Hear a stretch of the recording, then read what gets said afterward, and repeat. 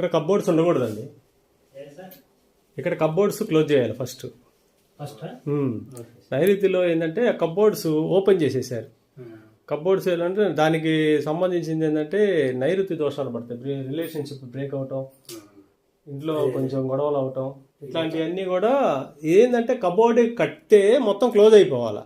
దీన్ని ఏంటంటే ఇది ఒక షోకేజ్ లాగా కట్టారనమాట. దీనివల్ల ఏంటంటే మగ సంతానానికి కానీ ఎవరైనా కానీ ఇబ్బందులు పడే అవకాశాలు ఎక్కువ ఉంటాయి.